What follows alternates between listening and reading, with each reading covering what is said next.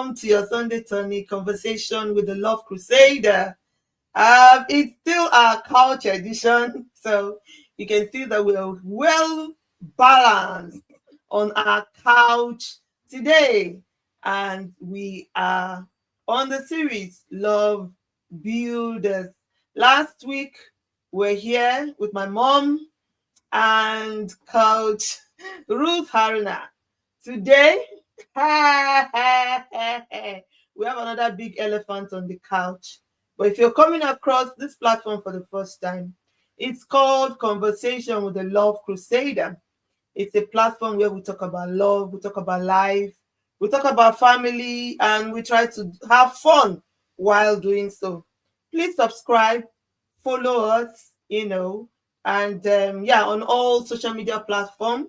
We're on Facebook, we're on TikTok, we're on Instagram, and then we're on YouTube. Subscribe, follow us, and learn and comment and engage. All right. I'm here with my co-host, Titi Layo. If you are regular, you will know Titi. She doesn't need any introduction. She's here to bring again all of her wonderful wisdom and insight to deal with the topic today. And sandwiched between us is the man who is blessed among women today. My husband is the big elephant on the seat. Last week, some people said we were biased because it was an all-women affair. So now we have someone who comes to balance it up to give us immense angle. Welcome, honey. Thank you so much. For all the men out there, you're covered.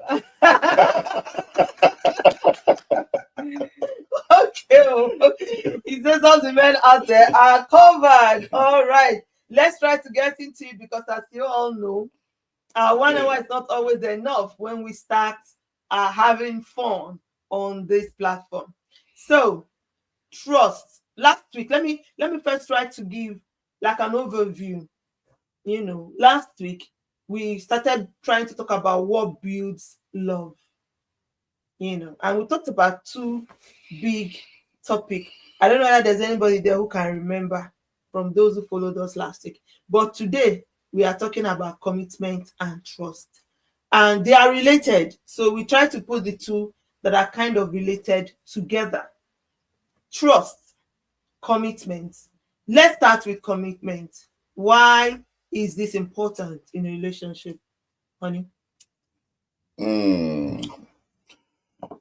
I tried to look up what commitment meant, and it said is the state of being dedicated to something or an activity.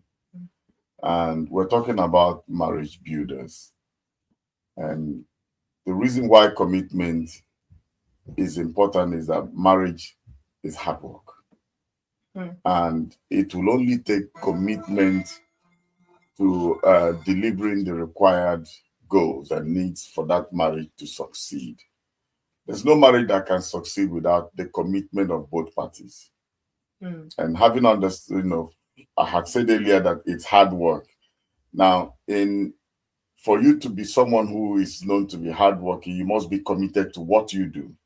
So the level of commitment you put into that marriage is what will play out to whether that marriage is successful or not. So for me, commitment is very, very important, but on both parties. If it is just one person being committed, then that's not a marriage.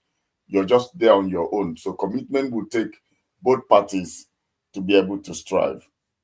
And I have a mantra which I used to speak with my wife about when we got married. I did tell her, I said, look, even if love is going to die in this relationship, one thing that must not die is trust.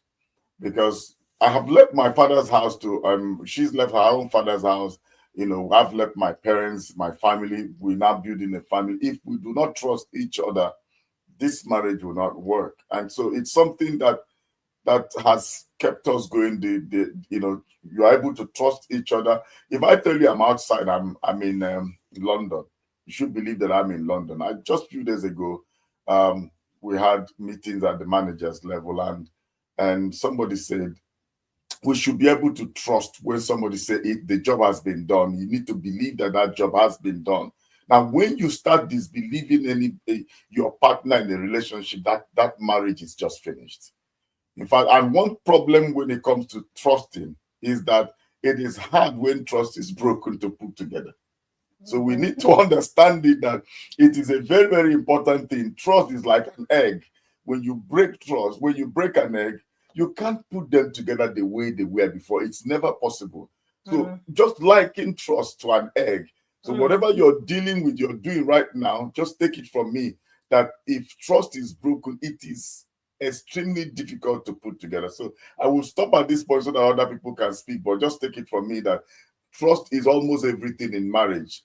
Love could die, but the moment that trust dies, that marriage is just finished. Okay, Titi, is it just about marriage? Because I know my husband is emphasizing marriage, commitment generally, and trust. Should it only be in marriage? Shouldn't it be reflective of all other relationships? As my friend, should I not be able to trust you? As my sister, as my brother, as my parent, should a parent not be able to trust their child? I feel like it cuts across all relationships. What do you think? I agree. I think I agree 100%, because it's just because at the moment we're focusing on the marriage aspect, but I think it cuts across all forms of relationship, really. Like, you can't give what you don't have. So when you come into the marriage space, it is what is embedded in you already, what you're practicing already, that you start giving. So if you don't have commitment in other relationships, probably with siblings and in the workplace, it will be difficult for you to give it in marriage space. So it's what you have that you're giving. So if, for example, you are yet to be married, it's best to begin to practice commitment now. So that when you get into the marriage space, it's not really strange for you. So it cuts across, really. Cuts across. Okay, let's go back. I want to step back out of marriage into a dating relationship. We hear people say that some people are afraid of commitment. So maybe they've been dating for a while. The relationship does not seem to be going anywhere. There's no kind of end in sight, or no new step, nothing. They're just dating. They've not been able to define where this relationship is going. If someone finds themselves in that kind of situation, how do they breach the commitment conversation? And I think especially for the ladies, I know that we are now in a more advanced society, woke Gen Z society, where maybe some people say now a lady can walk up to a guy and propose. But if a lady is in a relationship, traditionally speaking, it's expected that the man should make the move to progress the relationship. If that is not happening, how do you breach the conversation of commitment without sounding cheap, without sounding like you're desperate, And even how do you even know that this thing, there's no commitment in it? Because we see people who, they waste their time. 5, 6 years, the relationship is not going anywhere. How do you know that, commitment is lacking here?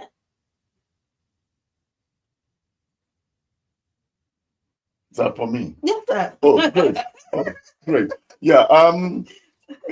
Typically, you will know when things are not working out. When it's not panning out, you will know. For instance, in the first 1 year, the guy gives you a ring almost all night, and you guys spend hours. You go shopping. There are dates. He picks you up or drops you off. There were a lot of things that were happening before, and those things cease to happen. You will know when they stop happening. You will know when he starts shifting the goalposts and all of that. So when that begins to happen, there's no more commitment or dedication, because we talked about commitment and the state of being dedicated to something. When you're not feeling that devotion anymore, that commitment to you, that dedication is no longer there, you will definitely know. And let me say that it is not cheap for a woman to approach a guy. The generation, things are changing now. A lot of things are beginning to change. And the women are the ones even fronting this change. So you shouldn't be ashamed, to go to a guy if you love that guy, to propose to him if you love him. I've seen people who approach the man and they are still living together. If you feel that the man is not committed to that relationship, the first thing you should do is to have a conversation. In fact, I would not advise you to go ahead with a relationship that the man is not committed to, because you're going to suffer. You're just going to be there on your own. So have an open conversation. I said, what is it that you want? What is it that you that I'm not doing well, or how can we improve on this relationship? That discussion needs to be held. And at that point, you are able to ascertain whether to continue with the relationship or not. Because if you don't clear that air, like I said again, you're just going to be there on your own. So if you ask me if I were to be in that kind of shoe, what I would do is to have a conversation. What do you want? How do we progress? Do you want us to continue this relationship? Are you happy in it? What can I do better? How can I help you? These issues needs to be trashed out so that the level of dedication and devotion can be improved. But where these things are not fine-tuned, where you're not able to sort it out, I would not advise you to go ahead with it. Good enough, we're talking about people who are in a relationship that has not led into marriage. Am I correct? Mm-hmm. Now, at that level, you can truncate that relationship. You can sever that relationship and do something else with your life. Because the moment it goes into marriage, it takes a longer process for you to break and become divorcees and all of that, which is not what we want. So at the point where you feel that the level of commitment has dropped, discuss it. Find a way to cement that relationship. Find a way to work around it. Once you cannot find that way, once you cannot mend that relationship, because this is mending fences, once it cannot be mended, break it as soon as possible and find yourself some kind of peace. Because every relationship, every man, every woman wants a woman or man. For instance, we were just talking the other day. Mommy said, when I was coming to marry you, I was always in your home. I was always doing this. I was always doing that. Do you understand? So the woman knows when those things begin to change. When they change, we talk about it. What went wrong? If you can't find what went wrong, then I wouldn't advise you to even start in the first place. Okay. So it's not about timelines, Titi. I think that's what he's trying to say. Is it about how long? I'm talking about months, years, or it's about the signs? Because he's saying there are signs, and you have to read those signs and understand that, okay, commitment level has dropped. So this thing is no longer doing it the way you used to do it before. So is it about that, or it's about, I've been in this relationship for 1 to 3 years, where are we going with it? I think when you talk about timelines, like for most people that date for a long time, there is a plan. Yeah. So that plan kind of sustains the relationship. And the fact that there's a plan is a level of commitment on its own. So just like he said, we always know when things change. It's just that fear of, I don't want to lose. Yes, I don't want to lose the idea of being in a relationship. Like, I have everything seems to be together. I don't want to lose this relationship now. But the things that happen in the relationship are beginning to indicate to me that something is not right somewhere, you know. So we always know. Sometimes we just lie to ourselves, but we always, when, because commitment is a choice. You've made a decision to stick with this person. And when you make decisions like that, it shows. You can't choose to be committed to someone and hide it in your heart. It's not inside. Whatever decision you've made kind of reflects outside. So when your commitment is no longer in the picture, both parties know. Both parties know. Okay. Dear Lord, help us. Because sometimes I just wonder how people allow things get to the level where they kind of are the only one in a relationship. Let me put it that way. If you know what I mean. Like, both of you might still be saying you're dating or you're in that relationship, but the other person has left. Like, they've walked away, and the signs are there, but you are still sitting there. It's not that you're sitting there because people are working at it or trying to fix it, or but you're just hoping. You know, but you're hoping. Yeah, exactly. So and then when things go, glaring. you go and see his wedding card tomorrow. Then he said the man broke your heart. I don't. It's just to further, buttress the point that Titi was making. Sometimes we are in denial. Exactly. We don't want to accept the fact that it's over, and we want to continue to play that I'm in a relationship. Meanwhile, the ship has sailed. We need to come to that. Look, once the sign shows off, once you begin to see those red flags, once you need to see that the commitment levels are beginning to drop, talk about it. It's from that point of your observing that these levels have changed, you start talking about it, that you're able to get an immediate solution. The moment it lingers longer, it gets out of your hands. And that's where you now become alone. But from the moment you begin to face it, don't shy away from it. Don't be afraid to face it, because the earlier the better. If it stays longer, you'll lose that person entirely. So my advice would be, whether for married or for singles who are in a relationship, from the moment that the commitment levels begin to drop, talk about it. If these issues might be small, but they are very important. They are like the little foxes that spoil the vine. So when you begin to deal with those very little things, those very minute things, those things you said, don't worry about it. Do you know that people, let me tell you, most of the times, the things you say don't matter are the things that matters a lot, and they're the big problems. So deal with those levels as they drop, so that you don't have to be alone in a relationship. Yeah. Okay. All right. Let's move now to, we are married. We've talked about this commitment level. I'm willing to work at it, right? Maybe I am the one that have noticed and I've observed it. The commitment level is dropping. I want to work at it. My partner is not willing. What can I do? Titi?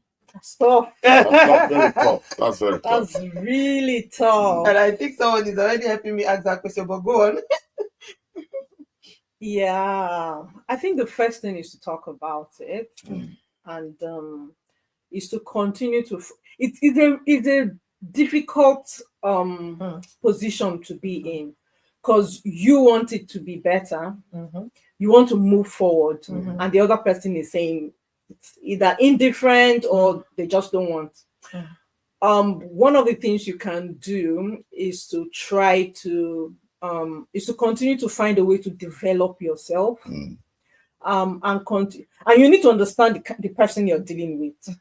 So you need to continue to find a way to improve yourself, and in the process of you trying to improve yourself, you begin to find better ways to communicate, because obviously there's a communication issue, because you're at this level, you understand that this relationship or in this marriage, we need to talk about certain things. The other person doesn't get it. That's why there's a wall.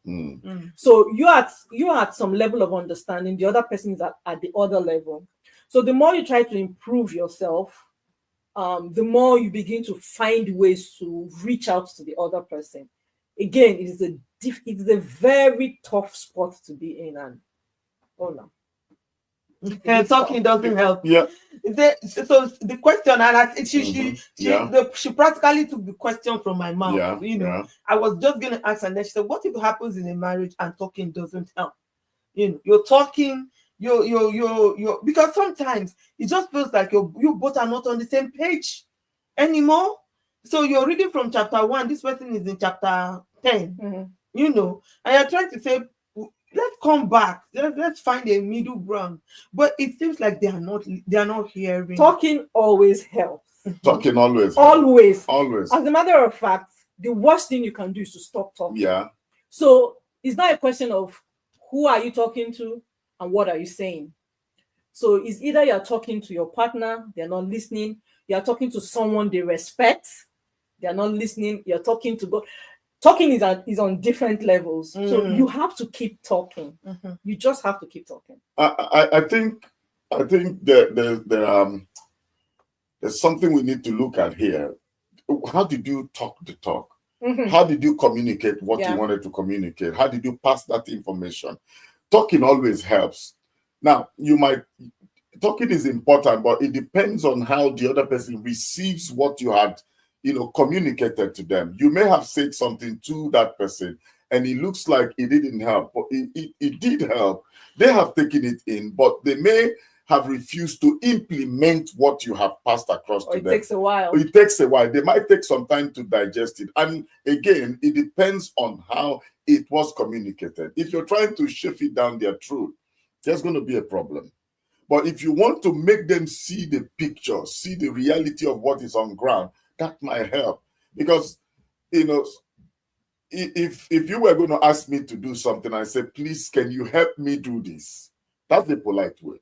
But if you come and say, do this, or every time you don't you don't do this, you have not presented that issue well. Yeah. So we need to look at the level of presentation. The way of communicating to people matters. You can tell somebody, sorry, go to hell, and the person is getting ready for that trip, depending on how you pass that information. So for me, how did you pass that information? And secondly, it depends on the partner. Some people are just difficult to talk with. There are people who are difficult to talk with. I tell you, there are people who are difficult to talk to. There are people that even after talking to them, they have received that word. It takes them a while to process it. It takes them a while to come to an agreement of what you have said. Because maybe if it's an African, in African context, they don't want you to look like it's the woman who has brought the solution. But whichever way, communication is important. It's very, very important that we talk about it. Because if you don't talk about it, how else are you going to solve that problem? So for me, someone say, let's not talk and run mad. The only way you would run mad is when you don't talk. Trust me. Yeah. Is when you don't talk. Keeps building up. Yes, because then resentment sets in, and you start amplifying what is little and belittling what is big. Yeah. You start losing it. But I think to an extent, you can actually talk and run mad. Because I can understand the frustration, and I appreciate my husband talking about, how did you present it? That is a valid point to say maybe this thing was not presented in a proper manner, in a respectful manner, even, maybe like some people would say women are quite emotional. Maybe as a woman, you were the one who wanted to do talking and you did it on an emotional level. You were angry and all of that. It doesn't take away the message. It shouldn't take away the message. 1, 2. If all of that has been done and then the message has been passed properly, yet you find some time, some people start, okay, we've talked about this. Oh, you're not doing this. You're not doing that. We're not doing this. We should be doing this, and this is how we should be. They start to pick up. They go back again. They pick up and then they go back again. So for me, I think that's the talking and running mad. Let me help you. Because now to not make this person are we saying they should have to always talk about it again and talk about it again and talk about it again? I recently had a conversation with someone and another person. We had a meeting. And while we got talking, it was something that was going to be good for all of us. But then this person who called in the meeting started the meeting on a very wrong footing by reminding us what had happened in the past. Now, bringing that past triggered emotions, and that was the end of the meeting. Now, if you want to talk with your partner or with someone you're in a relationship with, don't begin to play the past or try to play the blame game. The moment that blame game came to play, those of us who were in the meeting found it, difficult to continue because you didn't want to achieve anything. If you want to achieve peace and you want commitment, you want trust, you want the marriage to be strengthened, then don't bring up the past. The moment the past came into play, for me, I was done, and the other person too was done. So how did you present the matter is very, very important. The message must be clear to everyone who is there. I think I agree, and I'm not trying to shy away from the fact that there are difficult people. Yeah. Mhm. That's why I said there are different levels to talking. You're talking to your partner, Mm. you're talking to someone your partner probably respects, you're talking to God, Mm. you are seeking counsel. Mm. That's you talking to someone. Mm. So those are the ways for you not to run mad, because I understand that it can be frustrating, it can be difficult, Yes, so. especially when you are the out of a lack of a better word, especially when you are the advanced person. Mhm. When it comes to relationship, you are the one that is always pushing for us to be better. Mhm. You continue to improve yourself. You get to a stage where you realize that you are far gone. The other person is still trying to catch up. Mhm. So it is more frustrating at that level when you start talking to them at a certain level and they just don't get it. It kind of frustrates you. Mm. So at that point, you need to start talking to God. You need to start talking, you need to start seeking counsel and talk to other people. Otherwise, you will run mad. You're a human being, and there's just so much that you can take. Yeah. Mm. Don't run mad. Okay, she told me to talk to God. Titi made a valid statement that I think is also the challenge for many relationships. Mm. Growing in a relationship should never be one-sided. You know, when she just said, oh, when you're that partner that seems to be advanced, there's no better word, the truth. Because we're supposed to grow, we're supposed to learn. But in some relationship, one person is putting in the effort to learn, to be better, to grow. The other is not. They still want to do things the way it used to be done in the times of their father and their mothers. You know, this is how we used to do it. And then now, when there's cross wires, because when you're speaking 1960, another person is speaking 2024, 2024, the language, you know, it's different. You know, okay, someone says find the right time that suits the person you intend to talk to. That always works well. That's a big, that was a big conversation on its own, no right time. Some people tell you wake the person up in the night and talk. No, some people like don't wake me ever up, try and wake me up. So we say talk give to me me food when I'm first. awake. When you're Don't finished wake me up. I eating. want to sleep. So we say, don't you want me to eat this food? Why are you bringing a conversation when I am eating? So, well, it's true. We need to find, the right you know, time. the right There is a time. right time. There is a right There time. is the right time. I know that for my husband and I, one thing that works is going out. We go out, yeah. That's one thing that works. When we sit over a good meal, Yeah. and it's an expensive way of talking, but what can we do? Somebody has to pay. Guys are expensive Yeah. people now. You are high class people. Why not? Why not? Honestly, Maybe to make you understand quicker, Yeah. because you know you're paying When for you're- this time. honestly, it has worked for us. I tell you, when my wife and I got married newly, I didn't like talking. She wanted a lot of talking when there were issues, and I didn't really like it. I didn't like the talk. I was getting fed up with the talking, but she would either wake me up in the morning, early mornings, or late at night, and we would talk about it. It worked for us for a while. And I didn't like it at all. But as I grew older, I found out that, and I read things, I studied, I found out that communication was very key. Communication was very, very key. And then I began to love it. In fact, I am the one now who even want to talk about things that naturally I will sweep under the So carpet. let me ask a question, please. Yeah. So what changed? Because initially I didn't like it. I didn't like it. I hated it so much. So what happened? Because I'm asking because a lot of men are in the position you were in at the beginning. I want to talk about it. Yeah. So they are at that position where Growth they don't want to me. How did that happen? Knowledge. You know, I got to that point in my life where I knew that from reading, from studying, from counseling people, from pastoring, I understood that communication was very, very key. You understand? And the way you communicate, that's why I'm still hammering on that. The way you communicate that information is very, very important. I didn't like it before, but as I continued to grow, I continued to be exposed to things, I came to love it.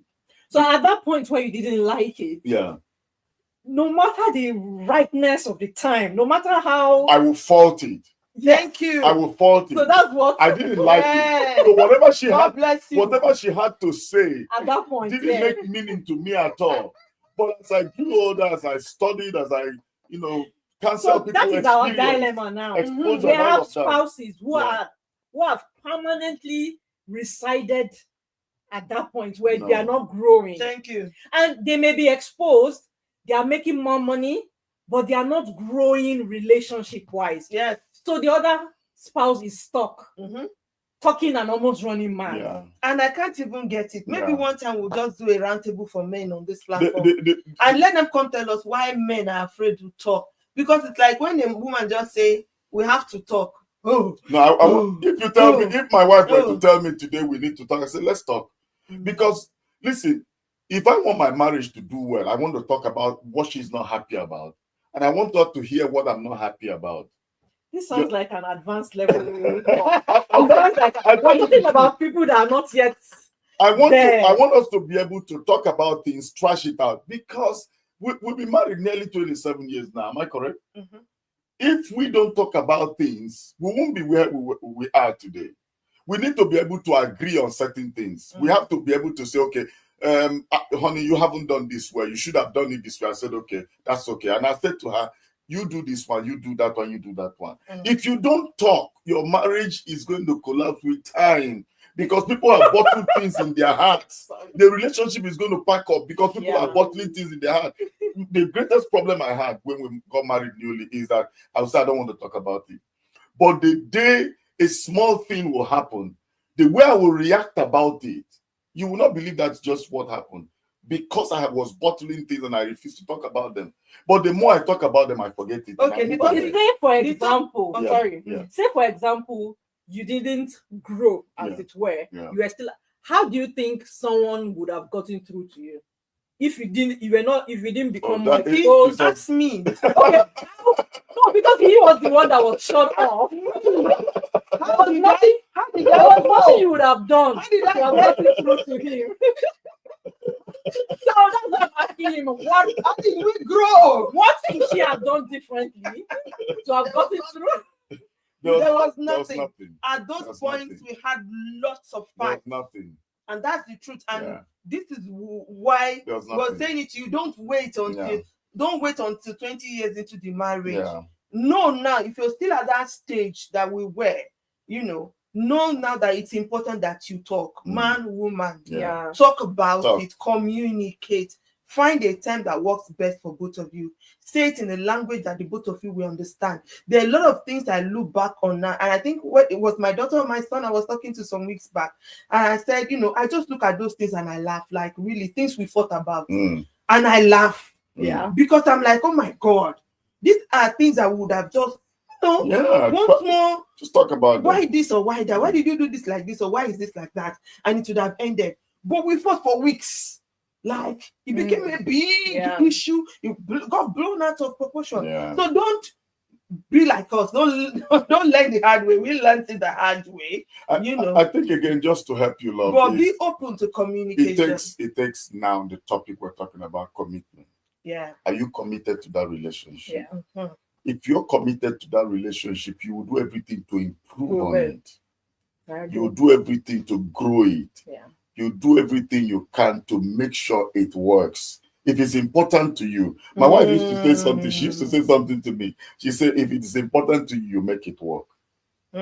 So what is important to you? Is that marriage important to you? Is that relationship important to you? Is your wife important to you? Are your children important to you? So if your family is important to you, how do you make it work? That's the answer to the question you've been asking me. I had to begin to think, what is the way that will make my wife happier? What's the way that will make my children happier? Usually I don't listen.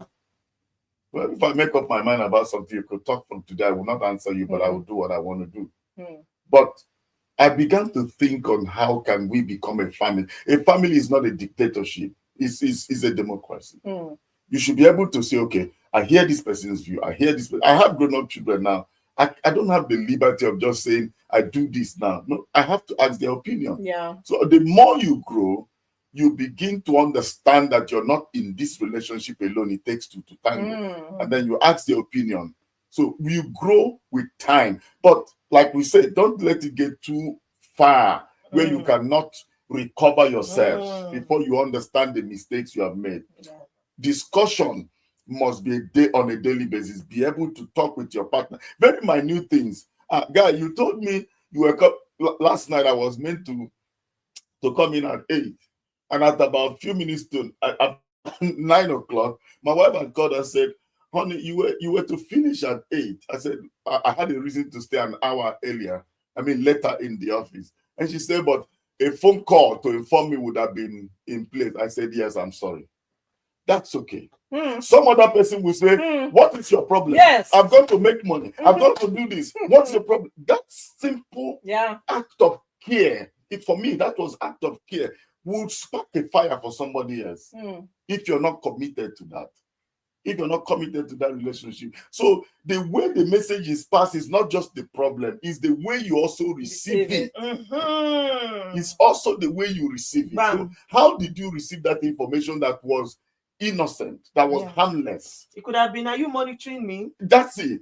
Why are you taking the time I'm coming? When I want to come I'll come home when I want to come I home. didn't want to say that, but that's how many people will begin to view it. Yeah. You are beginning to control me. You're beginning. And I think it relates to trust. Trust. That's I was just going where to say we're that. not going back to. So it relates to trust. If there is trust, Yeah. if there is trust, you don't begin to, your mind don't begin to run like Yeah. clock all over the place. Yeah. No, come on. No, we need to be able to come to that place. There is commitment, there is There's trust. Then things work well. Talk about it. There's Don't the stop comment here. I don't want to pass it because Yeah, there are other let's go. comments, but it says, I want to believe when men realize they have something to lose, then they decide it's time to talk. Problem is women are done at that At time. that moment, yeah. And I totally agree that, I agree. Pastor already said it just now. Don't wait until it gets out of hand.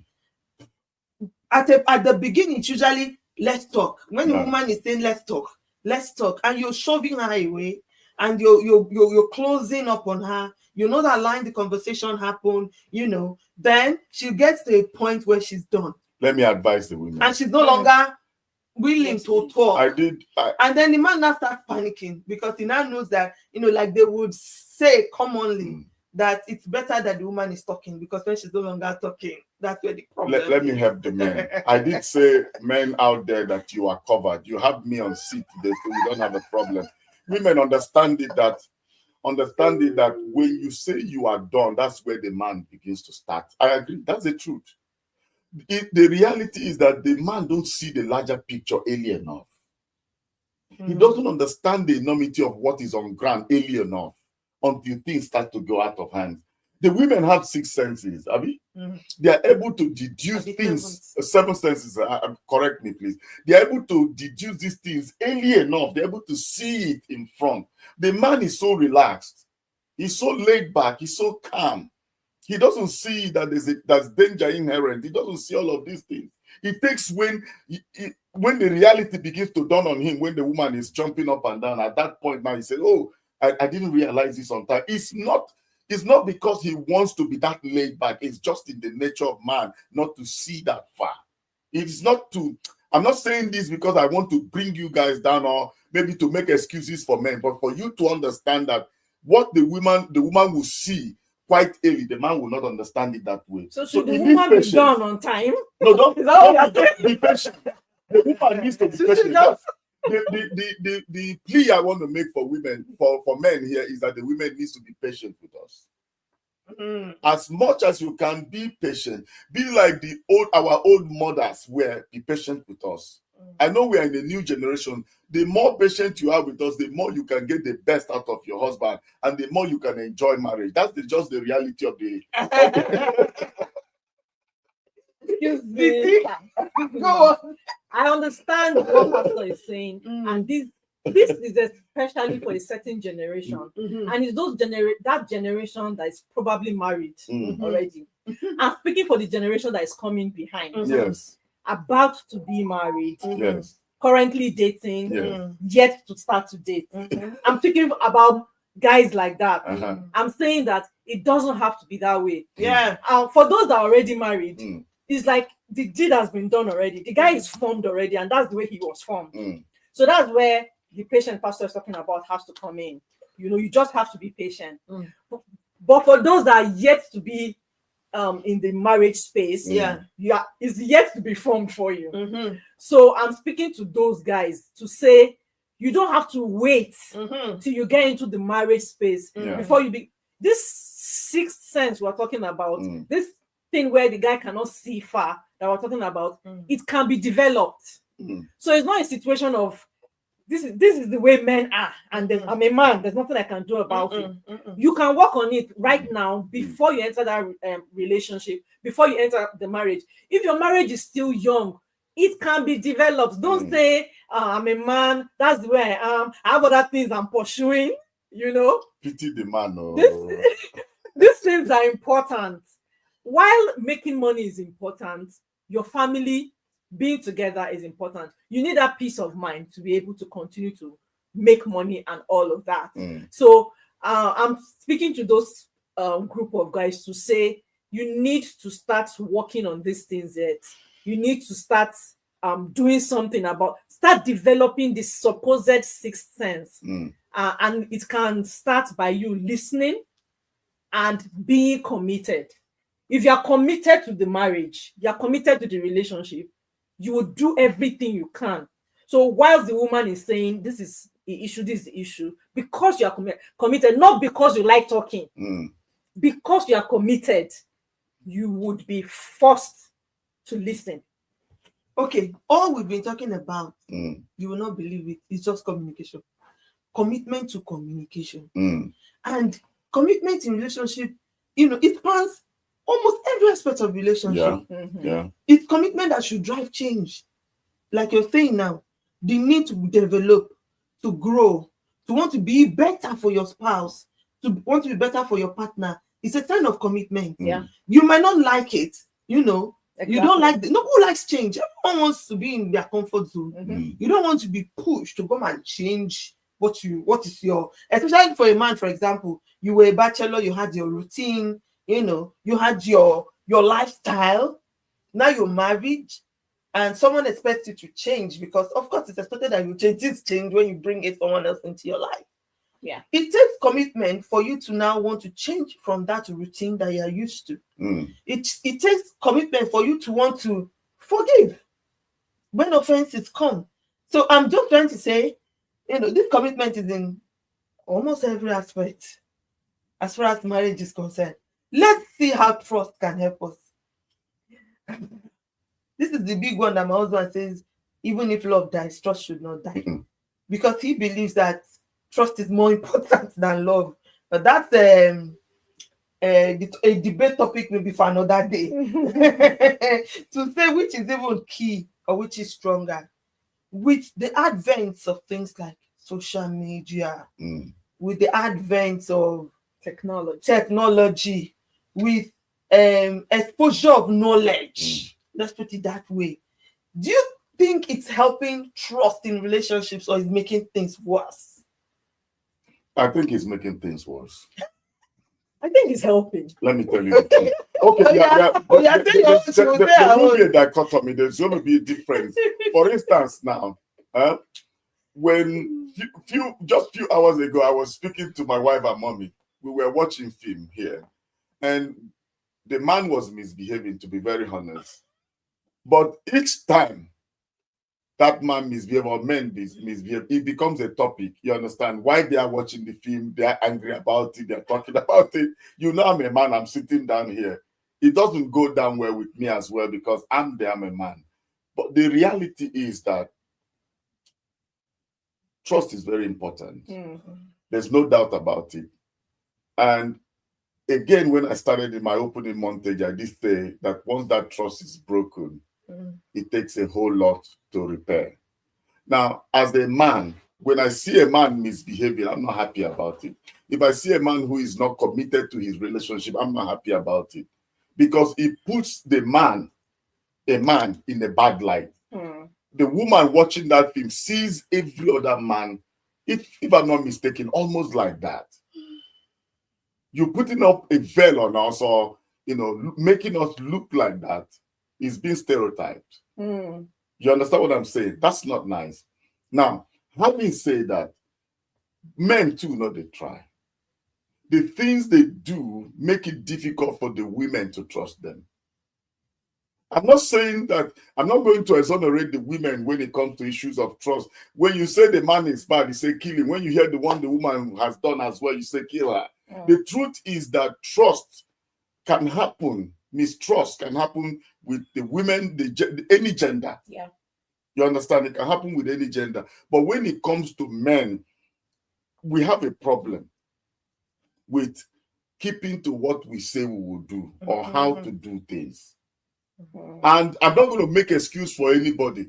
If you are in any relationship, you all should be committed to that relationship to the extent that you should guide your trust level generously. I mean, jealously. Because the woman has left her parents to be with you is out of trust. He came there and then love. You're able to take the food from her is out of trust. She's able to give you her body out of trust that you're keeping yourself for her. And that is why if you go outside and do anything and bring it back to her, she's coming, she will not even understand things are wrong. She's going to open herself to you out of trust. And if you inflict her, she will be inflicted because she trusted someone. So that's why I'm telling you that once trust is broken, every other thing about the marriage is gone. So the man has to develop, to do whatever he can within his power to guide that trust, to build that trust to the level where if that woman, if I'm finishing now, if the man say, I'm here, that's where he is. So trust is very, very important. It's very key. Oh, sorry. Yeah. While you was talking, I just remembered something I watched on social media recently about a couple that the woman came to give the guy a cup of tea, I think, and while she was giving him the cup of tea, the guy said, about last night, I'm sorry about last night. I don't know what happened. I overreacted, blah, blah, blah, blah, blah. And apologized. And the woman like, you're really sorry. And the guy said, yes. And the woman was like, okay, since you apologized, let me go back and make another cup of tea for you. Because I made this cup of tea because when you apologized, you know, it was supposed to be some kind of funny skit, but that kind of sent a lot of messages like, your life is in my hands. Absolutely. My life is in your hands, you know? So we really need to be careful to build that trust. So it's as if to say, I could have poisoned you when I was upset, you know, and that would have just been it. Yeah. So trust is really, really important. So the reason why I said social media would help or technology would help is because the world has become a global village now. Back in the day, you could go away or go to work for hours and not able to communicate. So technology should help us communicate better. So you are in a marriage relationship and you're not able to communicate with your spouse throughout the day, something is definitely wrong. So you're not using technology well. Nobody, no matter the kind of work that you do, even if you are Mr. President, you know, and you walk around the clock, like you are still breathing, you know, you still eat, you still go to the bathroom. Exactly. So there's no reason. So that's why I said technology should help build trust in that marriage. I'm on my way. I'll soon be there. Exactly. Oh, things have changed. Plans have changed now. This is it. I could quickly send you a voice message, quickly send you a text message, you know, things like that. So it just depends on how we use it, really. I could see something on social media and say, oh, look at this is what happened. I like the way this is happening. And you should be able to trust me enough to know that I'm not attacking you. You should be able, we should have built that trust to that level where that table is shaking. Okay, let's do that. So technology should help a us. big table there. Technology should help us. Okay. You know, and to be more to build that trust even further. In that instance, in just the way you explained it, you know, in communicating and trying to reach out to your partner, it should help. But where maybe in Nollywood, in Hollywood, in Bollywood, in all of these woods, they try to project the man, negatively, the bad light. It sends a wrong signal. It sends a wrong signal to the women, especially, honey, just 1 minute, especially for a woman who is already feeling something inside. Say, this commitment level has dropped to. There seems to be a kind of movement I don't understand. You have just left something in the mind of that woman to say, oh, maybe this is what the case is. Now, I think you've hit the nail on the head. Yeah. I don't think it's about the Nollywood and their portrayal of man or woman. It's about the fact that something is actually wrong. There's a bias already. Yes. In this woman's mind. So, for example, she already has a husband that is not showing commitment. He's not planning dates. He's not making phone calls from work. He's coming back home late. She doesn't know where he's going or who he's with at whatever point in time. He's not open. He's not communicating. She tries to talk to him. He shuts her down. She's already in that kind of atmosphere in her house. Then she watches a movie where a man who is doing that is portrayed as cheating. Then she says, oh, okay. Then it means that the one I have in my house must be cheating. Or do you get what I'm trying to say? And that's influence, really, and that comes hold everybody. On. The influence is possible because there is a problem that has not been dealt with. That's what I'm trying to say. So it's not the technology in itself. It's not technology. And it even happens for the man too, because he goes to his office and sees the way probably some woman or some man does to his own woman. It's like, my wife would never do this. Yeah, I wish she would. I think it cuts across. It's influence. Talk about the videos that they make about men sometimes, even the short skits. Talk about, I was saying, I think to my mom, I watched a medical doctor who was talking about the fact that men were never created to be monogamous. That they should not be polygamous to avoid post-stress disease. And I'm like, geez. And he says he's a doctor. Now, someone who doesn't have, would I say, strong sense of commitment to their relationship can actually pick up on that, because as a medical doctor, he's trying to say he's an authority in the field that he's talking about. He can pick up on that, and if, in quote, he has been looking for her to marry second or third wife before, he now has an excuse to do so. And the woman can pick up on that and say, my husband should be polygamous, so I should allow it. You see what if an educated man like this can say that. So that influence is there, but in most cases, I believe it's because there's a root problem that needs to be addressed. And if you address your root problem properly, even if somebody listens, like when I heard it, it did not make me think that my husband should go and marry a second wife. I don't even get the part. But like you said, really, some other woman might say, well, it's a medical doctor that is saying this. Or even the ones who say, oh, men are wired to cheat. Don't fool yourself that, your husband is not cheating. Don't deceive yourself. Then you start, if you truly, there's trust in your relationship, you will hear some women say, well, all men might cheat, but not my husband. Because there's trust. This is what we're saying. Yeah. So, like I want to align with it is that technology is supposed to help us. There are positive things we can learn. Even from this online and the skits and all we're talking about, there are positive messages are passed there. Even the movie my husband was talking about that we're watching this afternoon, for example, the man was misbehaving. And of course, his met is Waterloo. Yeah. So that is a message to men to say, well, this woman struggled with you. She was doing life with you when you were nobody. You made money and then you tossed her aside. And then he met his Waterloo at the end. That is to say, this is the kind of end that you're going to have as a man. Yeah. That's the message. It's not really a vilification of men.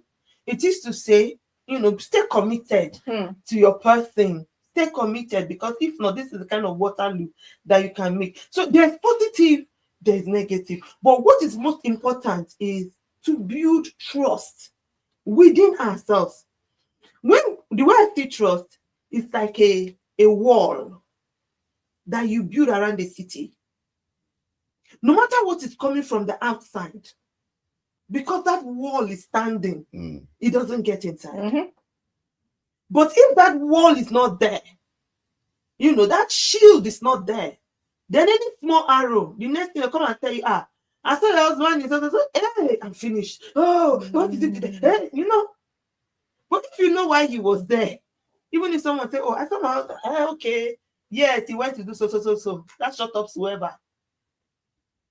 So even within ourselves, I think we're coming back to communication. I think you can even use social media or whatever media, whatever form of technology, as an avenue for this communication we're talking about. So don't feel like you're being attacked or feel like you are being put down. Mm-hmm. If your spouse begins to communicate using social media, maybe they've tried other forms of communication and it's not working, and they now begin to use social media to communicate something to you, try to humble yourself and ask. Now, the mode of communication you may not like, but try to humble yourself and ask yourself this question: Is this the way this woman is feeling, or is this the way my husband is thinking at the moment? It's pride, to be honest. Yes, it's pride to see that someone is saying something over and over and again ignore it. and ignore it. Yes. It's not being a man. Yes, it's not trying to, you know how women say, how women talk to other women and say, don't allow him to override you. It's not feminism. No, it's not feminism. It's not women's freedom or It's women's right. plain pride. It is what they call Dry Iberaga. pride. Iberaga has entered inside you. That's the reason why. So whether it's through social media or any form of technology, ask yourself, especially when that message keeps coming over and over, just be direct and say, babe, is this the way you feel? That will so. If you don't know what to ask, just ask, sir, is this how you feel? Is this what you want to be happening? Maybe because you are seeing the woman, he sent you a video of a woman, high-flying woman. Is this what you want me to be doing? And use that as an avenue to begin a conversation. So we can use social media to our benefit. Yeah, I think my summary of this issue of social media is we should have a filter. Filter will just be the conclusion of this matter. Filter what you hear, what you see, and what enters your spirit or your mind. Because that's where the whole, for me, that's the conclusion of the matter. Because if you don't have a filter, I tell you, when that person is out there, your mind will run riots. A lot of things will come across your mind. And that's like my wife said, build that wall of trust. Let there be a level of trust that if you hear, he's there, you say, I know where he is. I remember when there was years ago when I had an issue back home, and my wife said something very profound and I can't forget. She said, my husband comes home from work. He doesn't go any other place. And he comes so and so time. If he's not here, he will be in church. She was very clear about where I needed to be or where I should be. And when I was not there, they knew that there was a problem. The reality is that your partner should be able to trust you to the extent that he or she can say, I know where he is now. He's at work now. He's there now. She's there now. If the relationship has not gotten to that level, then people haven't started. There's no commitment at all. There's no trust. Our time is up. We need to build it. Our time is up, but there's an aspect of trust that we must talk about. Okay. So I'm going to beg for 5 minutes. Okay. When trust is broken, what can we do? How do we build it back? How do we repair it? Because, when Pastor started earlier, I said it's like egg that is broken.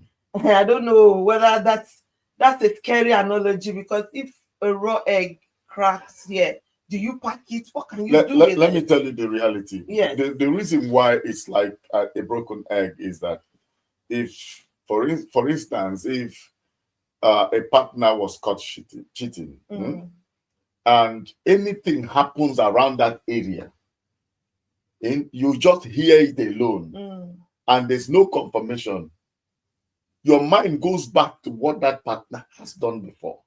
It goes back there. Wow. It springs something in your spirit that say, we have said, I've said it that you can't change. It begins to trigger something. Okay, wait.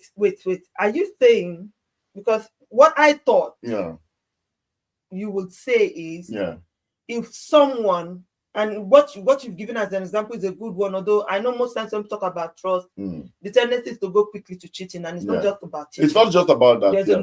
There's a whole lot of ways that trust can be broken. There's the lying, there's the gaslighting, there's the lack of taking responsibility, and all of that. But let's use the example you've given, for example, the cheating. So I would think that where it becomes a challenge is you were caught cheating. And you apologized, maybe, you got forgiven, and then you do it again. Because for me, I feel like if you're repeating it, it's no longer a mistake. It's now a willful choice, a willful decision to manipulate someone. Listen. But if I'm coming to the point I'm trying to make with what you said, if someone has made a mistake, genuinely, because we're all human, right? If someone has genuinely made a mistake and they've changed and they've actually apologized and repented of it, should we still be holding them to it? Normally, no. Okay. But the human mind, let's not forget that we are not spirits, we are humans. That's why I started by saying, if somebody was caught in a fault like that, and somebody comes to tell you, I saw your husband this with this other woman, he said, the tendency for you to cast your mind back to that episode is 100%. Yeah. You're going to remember and say, this thing had been done before. So if it was done before, it's possible that he didn't really repent. That is why trust should not be broken in the first place. Because it is hard for you to. But they are not perfect. They are not perfect. Commitment can help. Commitment can help you rebuild trust. You understand? And trying not to be in that kind of space that breathes that air will help you. Change I'm talking about. Because it will take time. Because if someone just a constant effort to change and continuous apology can mend broken trust in a relationship. And I totally agree that what is important there is the constant effort to change. If, for example, we're still using the same example you've given, someone who has been caught in adultery or who has cheated, and then you've apologized, you've been forgiven. Few weeks down the line, your wife sees a chat from a lady she doesn't know on your phone. Now the chances that you might not be cheating again, but just seeing that, it's like to elicit something. How does the Bible describe it as the appearance of evil? It's like putting yourself now in a situation where what has happened in the past can be recalled. That's it. So, and that is not a constant effort to change. A constant effort to change now means that you are no longer keeping those secrets. You are no longer keeping that relationship away from you. I mean, I am not of the opinion that a man cannot have a female friend. I know I've talked about that on this platform many times. But when you're hiding it, that's where the problem is. Your spouse should know that you have a friend, and the other person should know the other one has a friend. In fact, all of you can be friends. But when you have to hide what the conversation of you and that person is, you have to hide when you see that your friend. When you and that your friend want to talk, it has to be when your husband is not there. There's a comma. When you and that person wants to talk, it has to be when your wife is not there. You are raising those. You're putting yourself in a precarious situation that can lead to distrust, especially if you have been caught in that kind of situation before. I'm not going to say don't even break trust, because that is the perfect. I think that's the perfect thing. But most relationships are not perfect. Most situations in relationships are not perfect because we are human. We can make mistakes. However, what I do not believe is that what is repeated is a mistake. I can agree with you the first time is a mistake, but to continue to do it, it is no longer a mistake. And I think I've said it severally here. This is where I have problem. Don't continue to do it and apologize, because then it's like taking the piece of cloth. You try to sew it, you tear it again. You try to sew it, you tear it again. You try to sew it, you tear it again. That cloth can never become useful. It can never be useful. So they say give the person time to adjust, forgive and forget, be patient if they have sincerely changed. If they are working to change, if they are willing to change, you can forgive and you can rebuild trust. And if you are the one who has broken trust, take it upon you that there's a lot of work that you need to There's do. a lot of commitment, a lot of work. You need to, that's the work. Committedly work Doggedly, to rebuild, dedicatedly. to rebuild trust. Trust is more difficult to build than to break. Yeah. You break trust easily, but to build it is really difficult. All right, that's all the time that we can take today. Thank you all so much for engaging with us. This has been one of our couch sessions on love builders. Next week, we're going to come back again with 2 parameters for building love. Someone says research has it that it takes 2 years, at least 2 years, to rebuild trust when broken.